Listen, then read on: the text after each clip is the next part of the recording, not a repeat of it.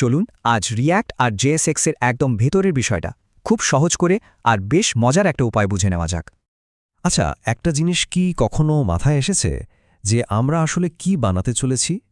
মানে এই যে রিয়্যাক্ট শেখা হচ্ছে, এটা দিয়ে শেষমেশ কি তৈরি হবে? আমরা বানাতে যাচ্ছি পুরো একটা পিৎজারিয়া অ্যাপ। ভাবা যায়?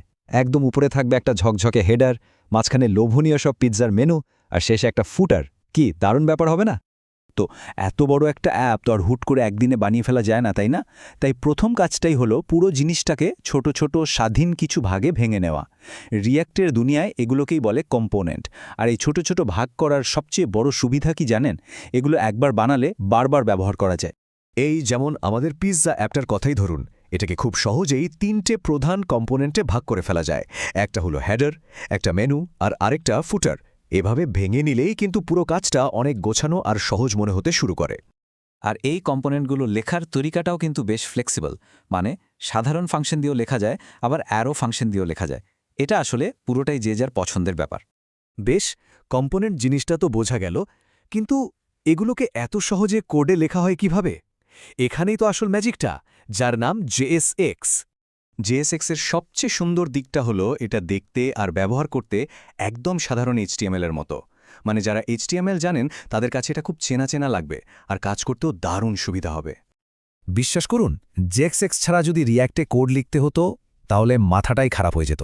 মানে কাজটা যে কতটা জটিল আর বিরক্তিকর হতে পারত ভাবা যায় না। এখানে পার্থক্যটা একদম চোখে পড়ার মতো। একদিকে দেখুন জেএসএক্স দিয়ে কত সহজে শুধু হেডার লিখে দিলেই হচ্ছে, আর জেএসএক্স ছাড়া react.createElement কি একটা জটিল ফাংশন।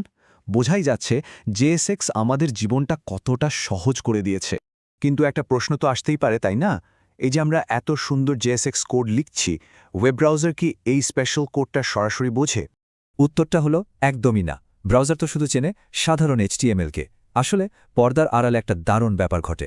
বেবেলের মতো কিছু টুল আমাদের লেখা জেএসএক্স কোডটাকে সেই react.element ফাংশনে বদলে দেয়, আর তারপর রিয়্যাক্ট সেখান থেকে ব্রাউজারের বোঝার মতো এইচটিএমএল তৈরি করে দেয়। এবার চলুন পুরো ব্যাপারটাকে আরেকটা মজার অ্যাঙ্গেল থেকে দেখি। এই যে আমরা ছোট ছোট কম্পোনেন্ট বানাচ্ছি, এগুলোকে অনেকটা লেগো ব্লকের মতো ভাবা যায়। একটার পর একটা ব্লক সাজিয়ে যেমন কিছু বানানো হয়, ঠিক সেভাবেই। একটা দারুণ বুদ্ধি আছে কিন্তু, মানে জেএসএক্স এর ভেতরে আরও কিছু মজার আর শক্তিশালী জিনিসও করা যায়। আর সেই বুদ্ধিটা হল জেএসএক্স এর ভেতরেই সরাসরি জাভাস্ক্রিপ্ট কোড চালিয়ে দেওয়া যায়। যেমন ধরুন, ফুটারে যদি এখনকার সময়টা দেখাতে হয়, তাহলে শুধু ব্র্যাকেটে newDate.toLocalizeTiming.bas এইটুকু লিখে দিলেই কাজ শেষ। কি চমৎকার, তাই না? তাহলে পুরো প্রক্রিয়াটা কি দাঁড়ালো? প্রথমে আমরা একটা ছোট্ট পিৎজা কম্পোনেন্ট বানাচ্ছি, তারপর সেই রকম অনেকগুলো পিৎজা কম্পোনেন্ট দিয়ে তৈরি হচ্ছে আমাদের মেনু কম্পোনেন্ট, আর সবশেষে হেডার, মেনু, ফুটার এই সব কম্পোনেন্টগুলো একসাথে জুড়ে দিয়ে তৈরি হচ্ছে আমাদের গোটা অ্যাপটা। ব্যাপারটা ঠিক যেন ছোট ছোট লেগো ব্লক দিয়ে একটা বড় বাড়ি বানিয়ে ফেলার মতো। একদমই সেরকম মজার আর সহজ। আর সবচেয়ে বড় কথা, একবার একটা ব্লক বানিয়ে নিলে সেটা যতবার খুশি ব্যবহার করা যায়। এতে কিন্তু প্রচুর সময় বাঁচে। তাহলে সব মিলিয়ে রিয়্যাক্ট জিনিসটা আসলে কি? চলুন শেষবার এটাকে একটা সহজ রান্নার রেসিপির সাথে তুলনা করে দেখি। রিয়্যাক্ট হলো একটা রান্নার রেসিপির মতো। এখানে শুধু বলে দিতে হয় কি কি উপকরণ লাগবে, মানে আমাদের কম্পোনেন্টগুলো কি কি হবে, আর সেগুলোকে কিভাবে সাজাতে হবে। ব্যাস, বাকি রান্নাবান্নার সব ঝক্কি ঝামেলা, মানে ওয়েবসাইটটা ব্রাউজারের জন্য তৈরি করে দেওয়ার কাজটা রিয়্যাক্ট নিজেই সামলে নেয়। এখন তাহলে ভাবার বিষয় একটাই, এই যে ছোট ছোট ব্লক বা কম্পোনেন্টের আইডিয়াটা পাওয়া গেল, এটা দিয়ে আর কি কি বানানো সম্ভব হতে পারে? এর সম্ভাবনা কিন্তু সত্যি অফুরন্ত।